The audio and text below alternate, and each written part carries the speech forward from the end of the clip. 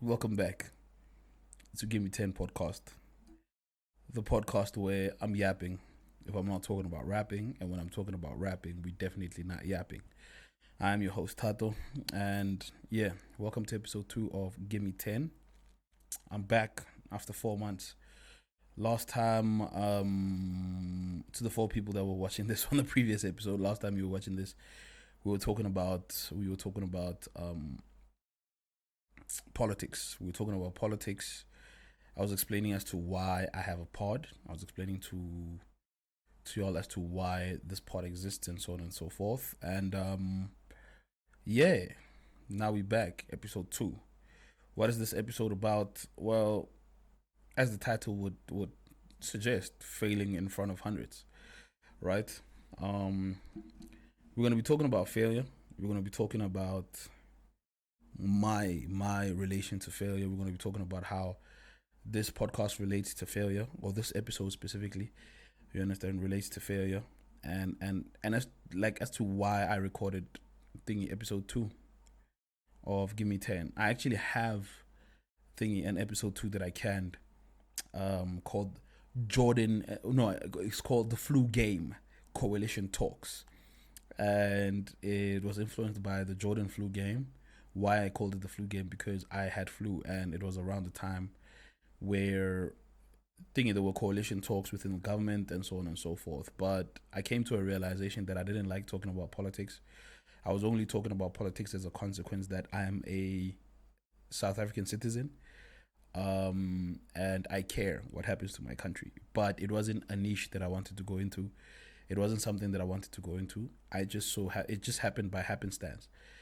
I just so happened to talk about politics on TikTok, and a bunch of people liked what I had to say, joined my lives while I was on TikTok live talking about politics, and they were like, hey, you should start a pod. We want to listen to you on our own time, doing whatever we are doing. And I was just like, all right, cool. I took heed to what the people were saying, and I did episode 1, and I went back. In retrospect, I didn't market it enough, but I thought I didn't need to market it enough because people told me, go do the pod, we'll listen to it. So I did the pod, did the YouTube, and it got 1 listen on Spotify and 4 views on YouTube. And I was just like, oh, okay, it's a grind. Now, I've always known that creative work, content creation, and so on and so forth is a grind. I make music, you know what I mean? But I didn't think it would be that much of a grind, right? And also, I didn't enjoy doing what I was doing, So yeah, I did episode 2, flu game coalition talks, and I didn't like it, and I canned it. I canned the whole episode, and I canned the whole podcast for 4 months. Based on the fact that I didn't like what I was doing, and also I went through a lot. I'll talk about what I went through in much later episodes, right? So yeah, and that's why I'm back after 4 months. But another thing that I want to go into, I got my notes here on my phone. Another thing why I'm back is because of 3 particular individuals, and these particular individuals are the cornerstone of this episode specifically. A good brother by the name of Kalafang. Okay, hear me out quickly. Hear me out. There's a big part of me that does not want Arsenal to win the league. The good brother Kalafang is an important part of this episode. A lady by the name of the one and only Rory. I got restricted out of my job.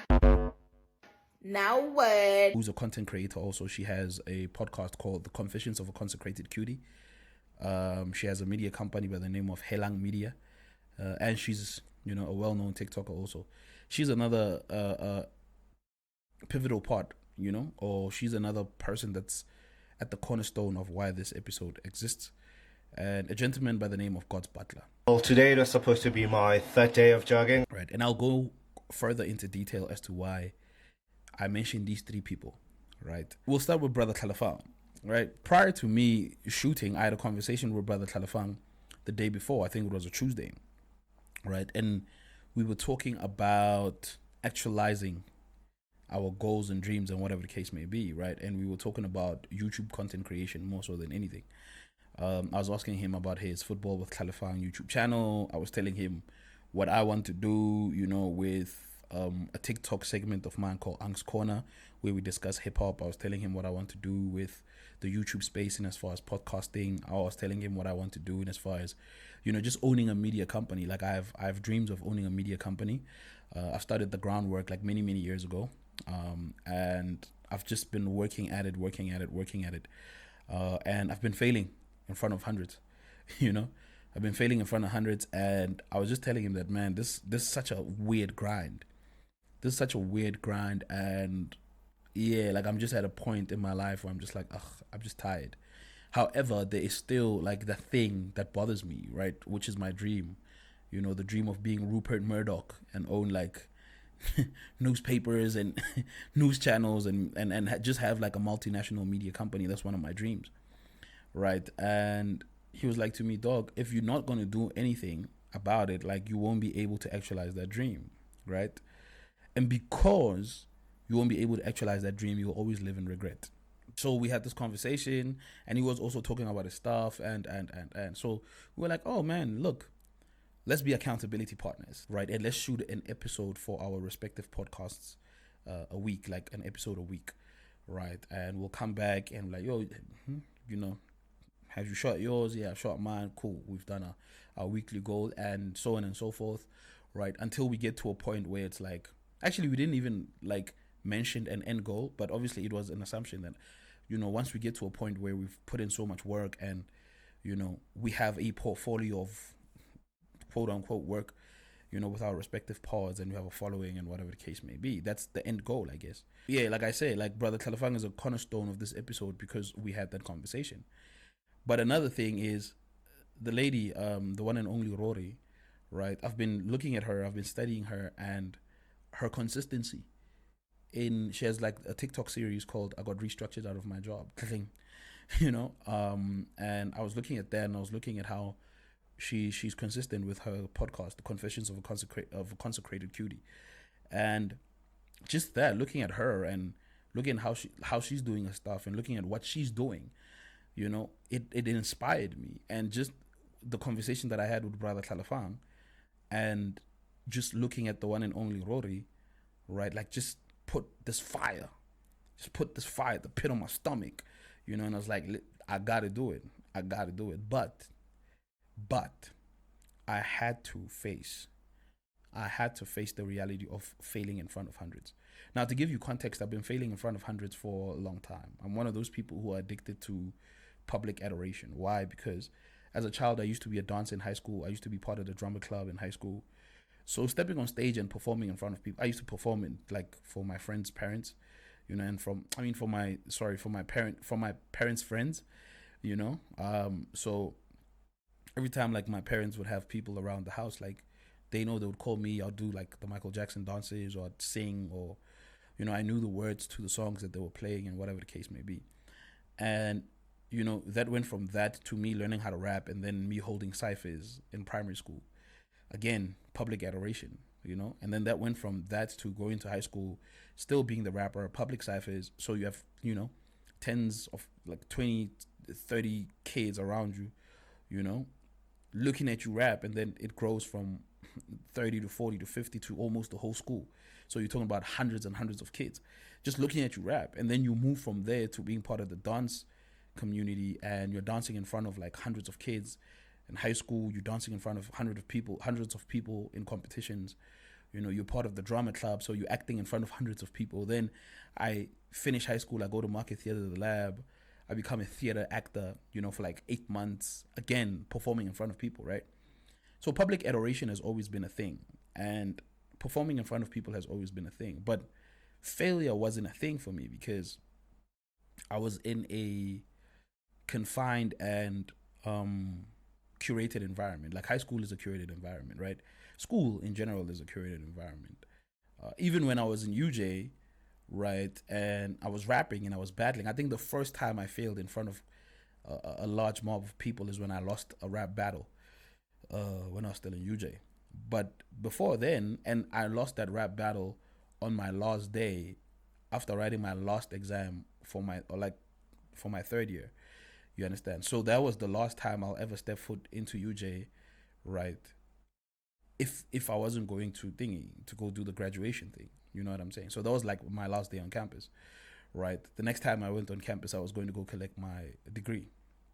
So I wasn't used to failing in front of people. So after UJ and after school and after everything, right, I went to go start a hip hop magazine, and through the metrics of that time, it was a success because I was able to get like Kid X, I was able to get like Ginger Trail, Big Star Johnson, and a bunch of other people, you know. When I did Vision magazine, which was the hip hop magazine, I thought this thing was gonna take off, and it didn't take off, right? But it was successful in its own right because of it was a first of its kind, right? It was like a online magazine because you're studying Stratcom, and Stratcom is telling you that like print is dead, so you're gonna like, you know, migrate into online without recognizing that you're still in South Africa.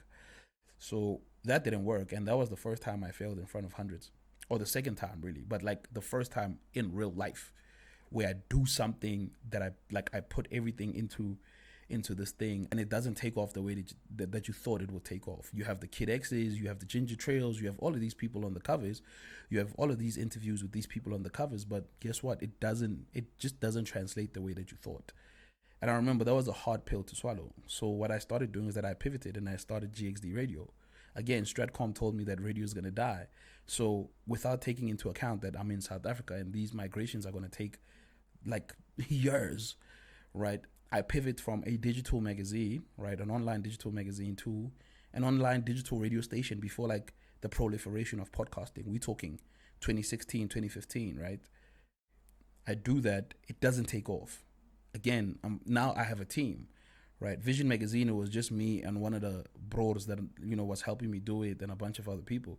Here I have a full-on team, right? I have like a station manager and, you know, engineers. I have like people who write, you know, who do like inserts and so on and so forth. I have all of these things. I have a team of people who are even working for free because they believe in this dream, and I'm failing in front of them and in front of the people that I'm marketing this thing to.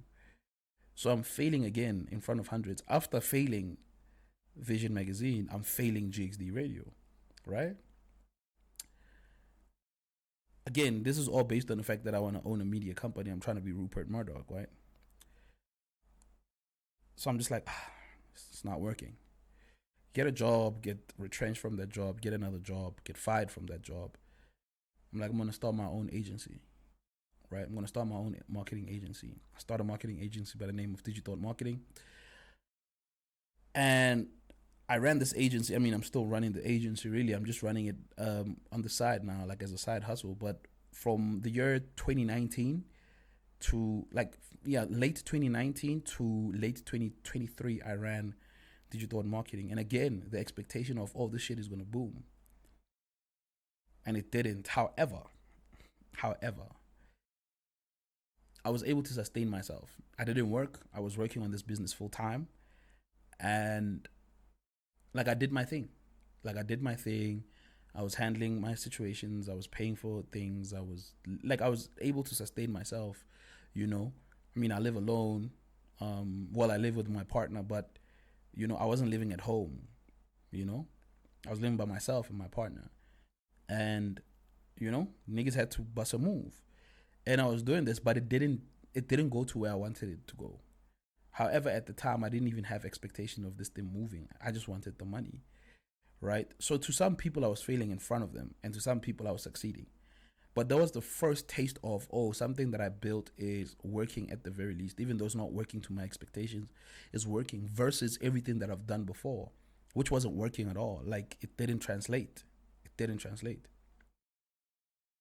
After Digital, I'm like, okay, cool, let me go get a job because this is not sustainable. I get a job. Prior to that, by the way, I did multiple podcasts. I did the Rap Rhetoric, which was a YouTube channel where I was talking about rap, which is similar to Unc's Corner. If you come on TikTok and join the TikTok lives, it was similar to Unc's Corner. That didn't take off. I did another pod by the name of Politics as Usual. That didn't take off. I did another pod by the name of The Digital Podcast. That didn't take off. So even though I was running digital, I was still trying. I was still trying the media thing. I was still trying to figure out how to build media platforms, whatever the case may be. And I was failing in front of hundreds because I put it out there. Hey, this is what I'm doing. Hey, this is what I'm doing. Hey, this is what I'm doing. And it's failing. And it's failing. It's failing. 200 views, 300 views, 200 views, 300 views. Then it goes from there to 60 views, 20 views, 10 views, 15 views, 2 views. Gut wrenching, right? Like gut wrenching. It's finishing you. I'm doing all of this, and eventually I'm like, you know what? I'm going to put everything down. I'm going to go get a job. I get a job, right? Which is the same job that I have now. And I try again. I'm like, okay, let me do like the thingy, Angst Corner. Angst Corner kind of works, right? But and then on top of that, I'm still doing the music, right? And I come from a place where in 2011, 2010, right, niggas was putting the songs on MP3 tweet, right? 2,000, 3,000, 4,000 views. That's platinum around that time. You go in platinum.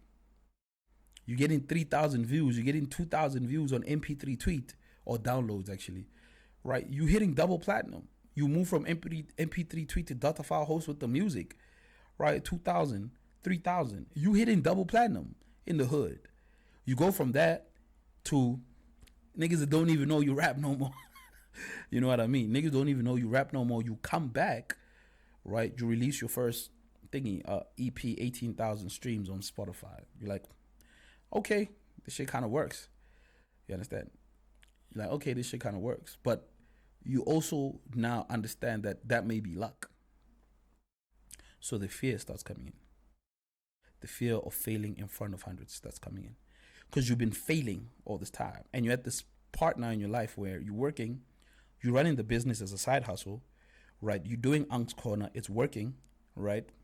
Because you pulling out, you have a TikTok now. The TikTok has garnered 1.2 million views in 365 days. And you're like, mind you, you're doing this, the art of not giving a fuck style, meaning you don't care much when you do these things. You're not putting all of your might when you're doing these things, because all of your might is going to your job, right? The job that pays your bills. And all of these things that you're doing, you're just doing them for the sake of, hey man, let me do this, I'm bored, let me record this music, let me, do these videos on TikTok, you're not doing it serious. It's not like GXD Radio, it's not like Vision Magazine, it's not like all of these things, right? But you're still bothered because you know you can do more. But the failure, the fear of failing in front of hundreds, it's cooking you so much that you can't sleep. And then you see a guy by the name of God's Butler, the third gentleman that I mentioned, or the third person that I mentioned when I started this pod. You see a guy by the name of God's Butler. He starts off his content journey. He's a cleaner. He's cleaning schools after school. He's a cleaner. He does his vlog style content. Like, he doesn't care about how his environment looks, what's the aesthetic. No. He does this thing so dope that he starts garnering attention, starts garnering followers. He's doing it. He's consistent. Then he gets a job as a TikTok coordinator at MultiChoice. Then he moves out the hood, right? Then he lives in the suburbs, right? Then he takes his money. Then he builds the house that he left that didn't look good. That wasn't aesthetically pleasing, right? That could put shame in other people. He starts doing that. And you looking at it and you are angry. You are pissed off because you're like, someone did it. Someone did it and it showed. It manifested in good things in his life. And you're pissed off because you're like, damn, I knew if I was consistent with all of those things that I failed, these things would have been big. But because you were failing in front of hundreds and those hundreds had opinions, right? You let those hundreds of people tell you what to do with your own dreams. And now you're sitting here at 32 years old, being told by a friend that you met on TikTok, dog, bust a move. Stop being scared to fail in front of hundreds. That is part of the, movement. You're being told by Rodisang, like, hey, watch the ads so I can get this AdSense money because I'm trying to make money because I got restructured out of my job. And you're seeing these people just go through it and go through it and go through it and go through it. And you're like, what's so different? Why are they doing this and I can't do it? and you recognize that it's the fear of failing in front of hundreds. But episode 2 is an attempt. It's an attempt from me. I'm attempting to fight the fear to fail in front of hundreds. This may not work also. This may not work. But I'm going to be so consistent that I don't find out. Because when you want to find out that something doesn't work, stop doing it. You will find out very quickly that, it didn't work because you stopped. But if you continue moving and continue moving and continue moving, eventually it will work out because you're creating demand. So that's why we have episode 2. Episode 2, it is my effort to fight the fear of failing in front of hundreds. And yes, the aesthetic is not what I wanted. You're not so crazy. I say that this is like a live stream of consciousness. I say that, but when I was doing the digital podcast, when I was doing the rhetoric podcast, when I was doing politics as usual, when I was doing these things, I dreamed of having a light, an iPhone, a mic. I dreamed of having this desk. I dreamed of having this computer. I dreamed of sitting here and being able to tell you all of these things, but I didn't have the means to do it. And now that I have the means to do it, I was fearful of doing it. And I'm still like, no, but I don't have the aesthetic. Because these are the excuses that we tell ourselves when we don't want to do something, when we don't want to achieve our dreams because we are scared. The other side of our life is behind the door of fear. So I hope this episode challenges you to go achieve your dreams. I hope this episode challenges you to do something, because it's not about what people think. It's about what you feel. Everyone's story is unique. Everyone's story has a purpose. Everyone's story has the potential to change someone's life. I learned that through my TikTok. 1.2 million views later, accumulatively, over 365 days, I learned that I matter. I learned that whatever I do is appreciated. I learned that people really want to hear me talk. Yes, there's the odd person that doesn't care, and it's okay, but I know there's more people that care because there's the same few people that come onto my live and they listen to me for hours. I remember I was live for 6 hours with Khalifang and the brother Gwenzo and the brother Verseless and a bunch of other people and the sister Mel. And I remember somebody said, man, I've been listening to you guys for so long. I just have you guys playing in the background. It's like radio. Who needs radio when we have you guys? And I was like, damn. We really, really, really, really, really, really have created something that helps people move through their life. So why am I scared? So yeah, I hope this episode helps you. This is why episode 2 is back. Again, there's no niche on this pod. We'll be talking about real life shit. We'll be talking about hip hop shit. Depends on what I'm feeling like. Right now I just wanted to say this. Right, I might just come on here and tell you how I'm dealing with grief. Right, or I might just come here and tell y'all how To Pimp a Butterfly is one of the greatest albums to ever come out, ever in life. You don't know. You just have to tune in and hear what I gotta say. And if you like what I gotta say, keep on tuning in and tell your friends. But if you don't, you can move on and wait for the next episode. But yeah, thank you for listening. Thank you for watching. Please share this with your friends. This is Gimme 10 Podcast, the podcast where I'm yapping when I'm not talking about rapping. And when I'm talking about rapping, I'm definitely not yapping. Yeah, thank you and peace. I wish to see you guys soon on episode 3. I'm out.